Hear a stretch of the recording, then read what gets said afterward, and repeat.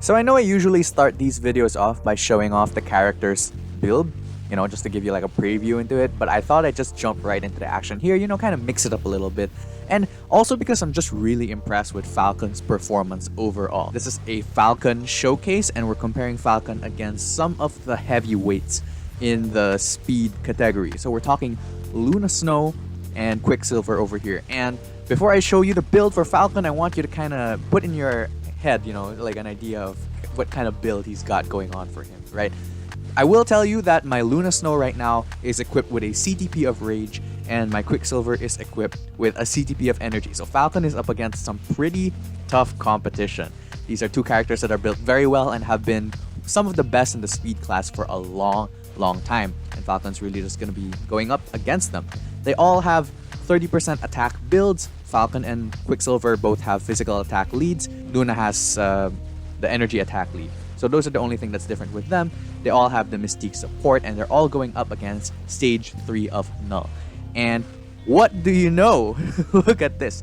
Falcon is kind of speeding ahead of these two heavyweight speed type characters. And it's just kind of amazing to me to see how good Falcon is. I kind of had to test this multiple times just to see if my eyes were like deceiving me or if I was just playing the other characters poorly. I just have to face the facts. Falcon is an amazing character. They made him so strong. Look at that. Falcon is the fastest among these three characters to get Null into the next phase. That's crazy. Falcon is crazy strong.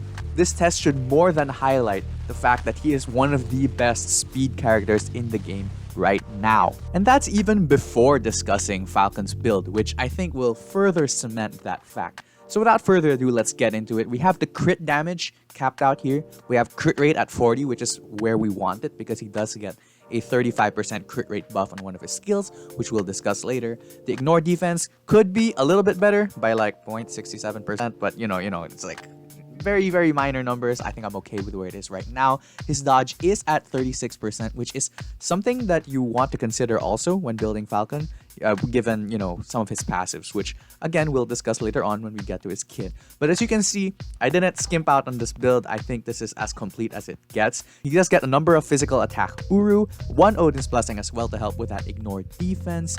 He did get decent investment on his Urus, but nothing too crazy, and it does kind of help that he is capped out so easily.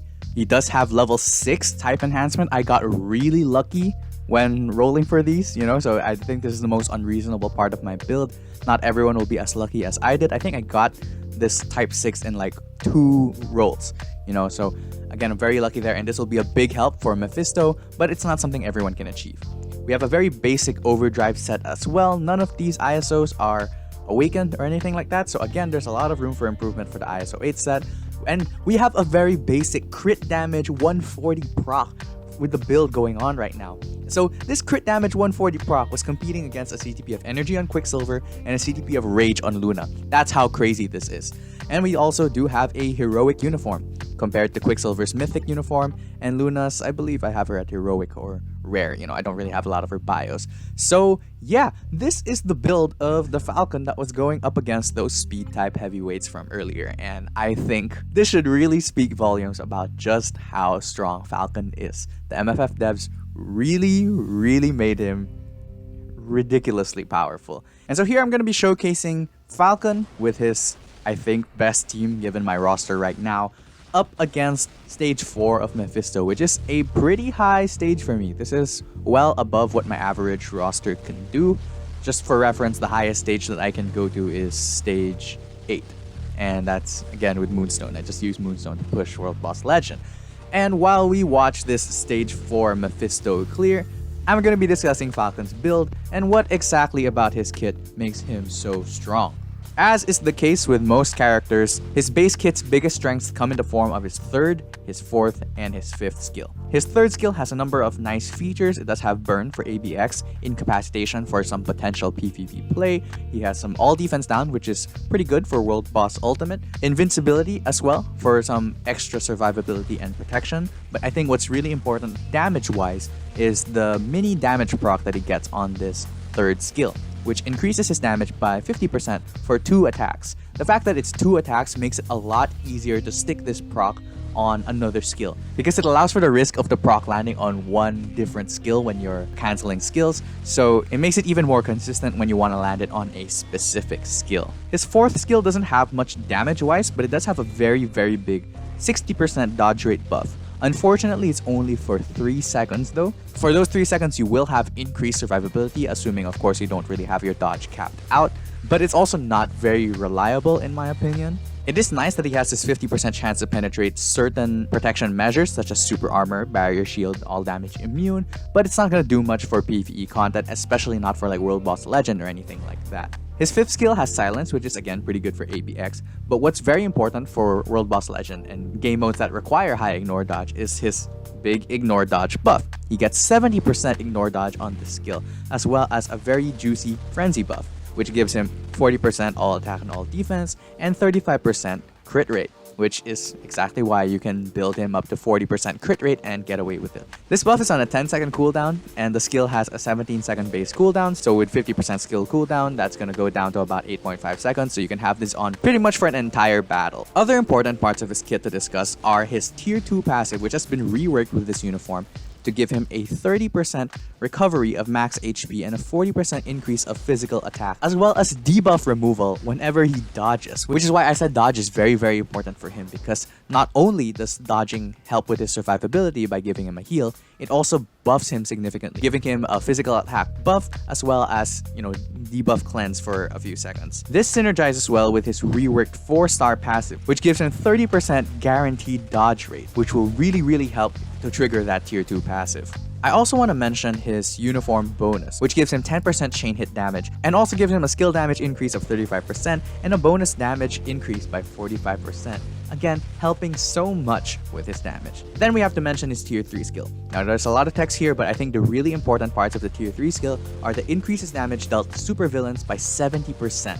That's 2 supports basically. Whenever he uses this tier 3 skill, he'll have 2 extra supports with him, alongside whatever supports he already has. And it also has accumulation. So during and after this tier 3 skill, his damage gets a significant buff for the duration of this faction buff and this accumulation. Now it's also very early days, like we only got his uniform yesterday. So I'm not exactly sure about the rotation that I'm following, but from the testing that I've done, 3, cancel 4, cancel 5 works very well. I'm only not sure about this rotation because the 4 doesn't really do anything other than build up your charge for your tier 3 skill. Within 2 rotations of 3, cancel 4, cancel 5, you'll have your tier 3 skill ready, which is why I also recommend that with your tier 3 skill, your rotation would be 3, cancel 4, cancel 5, cancel 6. Without your tier 3 skill, you'll land your proc on your 5th skill. With your tier 3 skill, you'll land your proc on your tier 3 skill.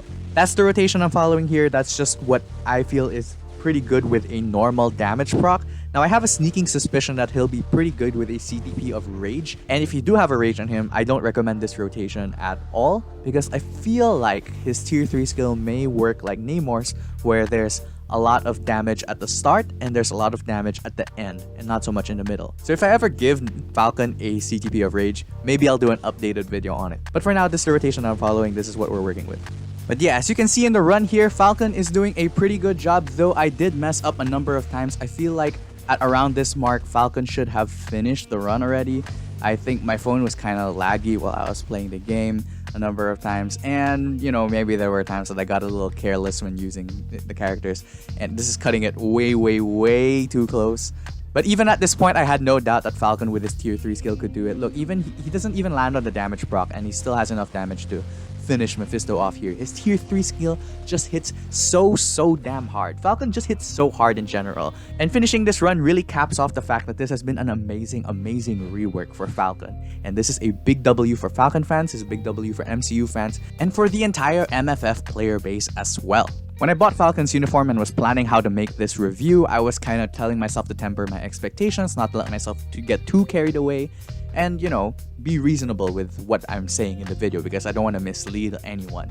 But based on the tests that I've performed and of the games that I've played with Falcon, I just think he's very strong, and it wouldn't surprise me at all if he ended up being the strongest speed character in the game, which I don't think is too much of a stretch to say because we don't have that many strong speed characters. I think maybe the only one character that I haven't really pit him up against in this video is Rogue, because I don't think my Rogue build is that good. But I pit him up against Luna, I pit him up against native tier 2 Quicksilver, both of them with CDPs, and Falcon has managed to hold his own against them. Can you imagine how much better Falcon would do with a energy or a rage on him?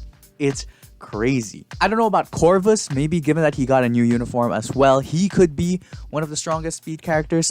I don't have his uniform and I don't have him awakened, so I can't really say at this point.